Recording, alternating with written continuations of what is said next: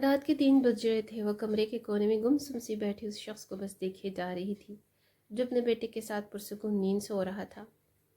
اس کے بال بکھرے ہوئے تھے، چہرے پر نیلے، ہاتھوں پر، گردن پر چوٹ جہاں سے بھی ابھی تک خون رس رہا تھا۔ جسم درد سے ٹوٹتا جا رہا تھا۔ بس ابھی کچھ دیر پہلے اسی سکون سے سوتے ہوئے شخص نے اپنی مردانگی دکھائی تھی۔ اسے اس کی سوجی ہوئی آنکھیں خشک ہو چکی تھیں، آنسو کا ایک قطرہ بھی نہیں تھا۔ اتنے درد کے باوجود وہ جیسے سن سی تھی۔ صدمے کی حالت میں دماغ اس بات کو قبول کرنے کو تیار ہی نہیں تھا، یہ سب ہو چکا ہے۔ کیا یہ وہی شخص ہے جو کہا کرتا تھا کہ میں تمہاری آنکھ میں آنسو نہیں دیکھ سکتا، جو اس کی ذرا سی تکلیف پر رو دیا کرتا تھا، جو کہتا تھا میں آپ کو چھوڑنے کا تصور بھی نہیں کر سکتا، جس نے کبھی تم کہہ کر بھی نہیں پکارا تھا اسے، اور آج یہی شخص اسے ایک رات اپنے گھر رکھنے کو تیار نہیں تھا؟ درندوں کی طرح مار مار کر ایک گلاس پانی تو دور، ترس کی نگاہ تک نہیں ڈالی تھی۔ اس پر کیا تھی وہ؟ کیا اس ذلت کے قابل تھی؟ اس کی محبت کیا اسی دن کے لیے اس نے اپنی زندگی، اپنی محبت، اپنا خلوص، وفاداری سب اس شخص پر نچھاور کی تھی؟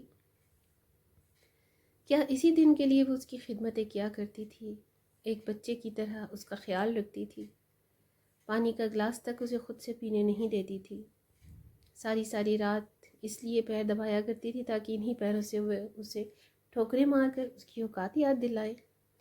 اور آخر قصور کیا تھا اس کا؟ جو وہ کہہ رہا تھا وہ سچ تھا، یا اس کی سب سے بڑی غلطی ہی وہ شخص تھا؟ ہاں، یہی تھی حقیقت۔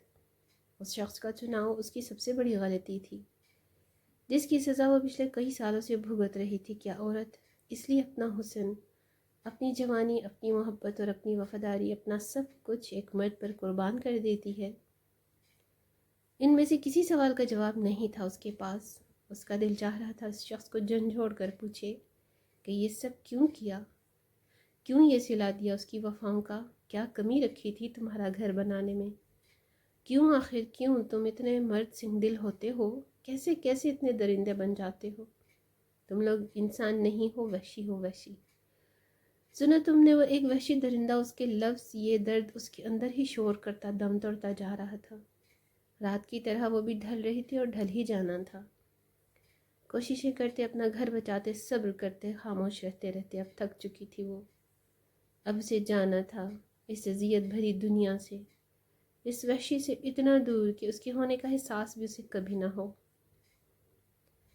طلاق دے تو رہے ہو پورے قہر کے ساتھ، میرا حسن و شباب بھی لوٹا دو میرے مہر کے ساتھ۔